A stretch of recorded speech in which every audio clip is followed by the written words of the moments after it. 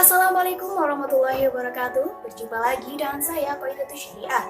Pada video sebelumnya kita telah membahas Islam moderat. Nah, kali ini kita akan membahas mengenai peran iman dalam menghadapi pandemi COVID-19. Video penjelasan ini merupakan presentasi hasil laporan kuesioner penelitian kecil yang telah saya lakukan minggu lalu sebagai tugas akhir mata kuliah Ilmu Kalam. Jadi, kita akan membahas peran iman dalam menghadapi pandemi berdasarkan pendapat dari para responden yang telah mengisi kuesioner. Sebelum kita mulai pembahasan, jangan lupa untuk like, comment, and subscribe ya, karena satu like dari kalian sangat berarti bagi saya. Sebelum memulai penjelasan laporan penelitian, kita akan mengulik sebentar sejarah perkembangan COVID-19 di Indonesia. The COVID-19 pandemic juga dikenal sebagai pandemi coronavirus, adalah global yang sedang berlangsung pandemi dari penyakit coronavirus 2019 atau COVID-19 yang disebabkan oleh akut sindrom pernafasan coronavirus 2 atau SARS-CoV-2. Virus ini pertama kali diidentifikasi pada Desember 2019 di Wuhan, China. Organisasi Kesehatan Dunia mendeklarasikan darurat kesehatan masyarakat yang menjadi perhatian internasional pada 30 Januari 2020 dan kemudian mendeklarasikan pandemi pada 11 Maret 2020. Data per 7 Juli 2021, lebih dari 184 juta kasus telah dikonfirmasi, dengan lebih dari 3,99 juta kematian dikonfirmasi. Dikaitkan dengan COVID-19 menjadikannya salah satu pandemi yang paling mematikan dalam sejarah.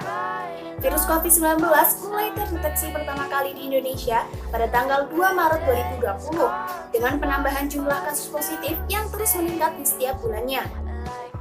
Sampai pada tanggal 6 Juli 2021 kemarin, Indonesia telah melaporkan 2.345.018 kasus positif, yang menjadikan Indonesia menempati peringkat pertama dengan kasus terbanyak se-Asia Tenggara. Setelah mengetahui sejarah singkat pandemi COVID-19 ini, saatnya kita membahas hasil laporan penelitian kuesioner yang saya lakukan dengan 15 responden siswa SMA. Dalam laporan ini, akan dijelaskan pendapat responden mengenai peran iman dalam menghadapi pandemi COVID-19. Dengan 4 poin yang akan menjadi pokok pembahasan utama pada penelitian ini. Yang pertama, seberapa penting iman bagi kehidupan? Menurut Dr. Andes Ahmad Gifni, iman adalah keyakinan dalam hati yang diikrarkan melalui lisan dan diamalkan dengan perbuatan dalam kehidupan sehari-hari. Iman itu kadang-kadang bertambah kuat, kadang-kadang bisa berkurang, bahkan kadang-kadang bisa rusak atau hilang. Ini berarti iman itu bisa berubah-ubah. Hal ini sesuai dengan hadis Rasulullah SAW yang artinya iman itu ucapan dan amalan, kadang-kadang bertambah, kadang-kadang berkurang. Hadis riwayat Bukhari.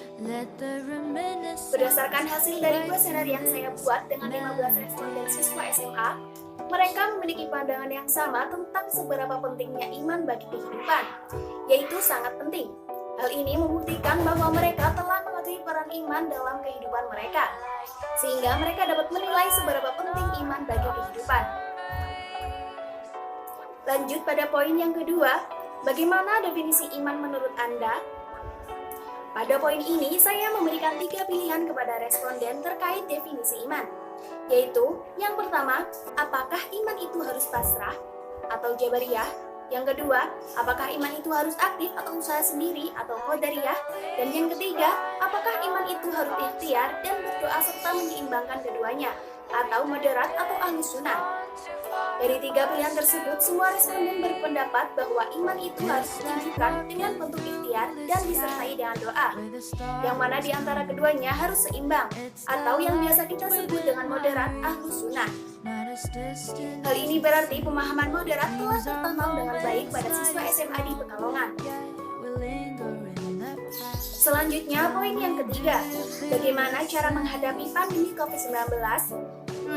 Dalam penelitian ini, saya menyediakan 3 poin mengenai bagaimana cara menghadapi pandemi.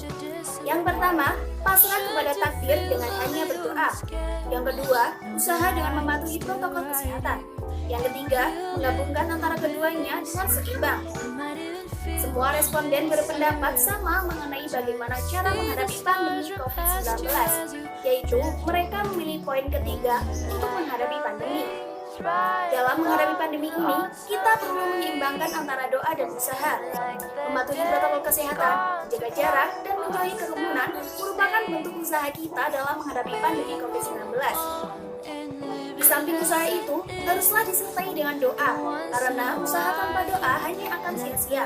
Begitu pula sebaliknya, ada banyak sekali doa yang diberikan oleh ulama-ulama Ahlus Sunnah untuk menghadapi pandemi.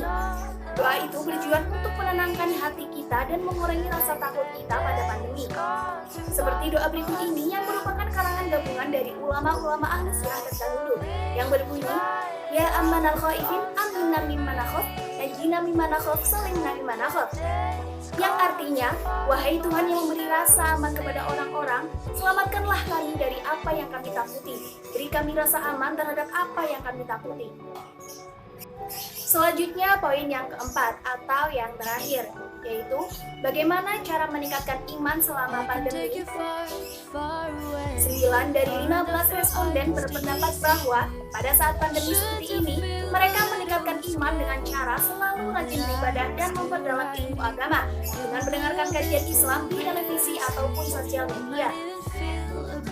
Mereka mengatakan bahwa banyaknya waktu yang dihabiskan di rumah mampu membuat kita menjadi lebih fokus dalam beribadah dan lebih rajin dari sebelumnya.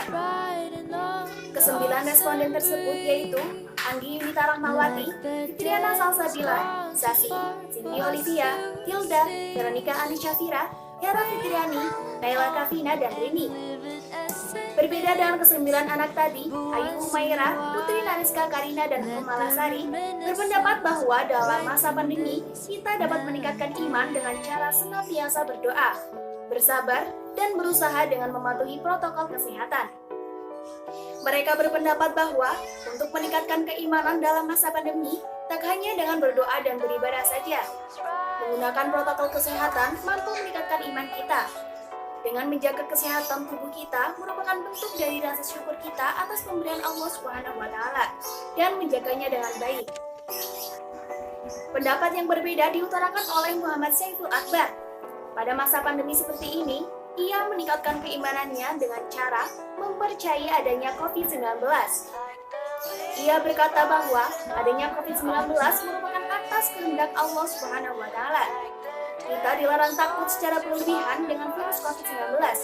Perasaan takut yang berlebihan akan membuat kita menjadi tertekan, bukannya menambah keimanan, malah membuat kita stres dengan keadaan. Apabila muncul rasa takut pada hati, maka kita dapat mengobatinya dengan membaca doa atau amalan zikir yang dapat menenangkan hati kita. Restu Mufahomah mempunyai pendapat yang berbeda dari yang lainnya. Menurutnya, selain melaksanakan sholat 5 waktu dengan rajin selama pandemi, kita juga dapat meningkatkan keimanan kita dengan rajin membaca Al-Quran, berbuat baik kepada semua orang, dan senantiasa husnudzon dengan segala ketentuan dari Allah Subhanahu wa Ta'ala.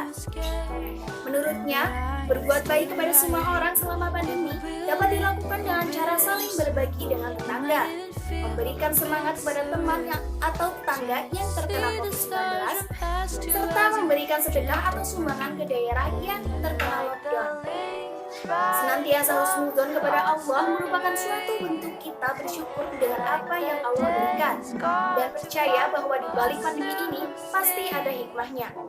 15 responden mengatakan bahwa selain dari guru sekolah, Pak Ustadz, dan juga membaca, mereka mendapatkan pemahaman mengenai keimanan dari media sosial, terutama YouTube. Hal ini membuktikan peran media sosial sebagai media dakwah zaman milenial sangat tepat. Mereka juga mengatakan bahwa mendengarkan kajian-kajian keislaman di YouTube lebih mudah dipahami dan tidak membosankan. Demikian penjelasan hasil laporan kuesioner penelitian kecil terkait peran iman dalam menghadapi pandemi COVID-19 dengan 15 responden. Terima kasih saya ucapkan kepada Bapak Dr. Yudis Imam Hanafi yang telah membimbing dari awal hingga akhir pertemuan, dan juga kepada responden yang telah bersedia mengisi kuesioner. Saya menyadari masih terdapat banyak kekurangan dalam penyampaian laporan saya. Saya akan sangat senang jika teman-teman sekalian berkenan memberikan kritik dan saran atas penjelasan saya tadi, agar di kesempatan selanjutnya menjadi lebih baik dari sebelumnya. Terima kasih telah menonton video ini. Sampai jumpa di video selanjutnya. Wassalamualaikum warahmatullahi wabarakatuh.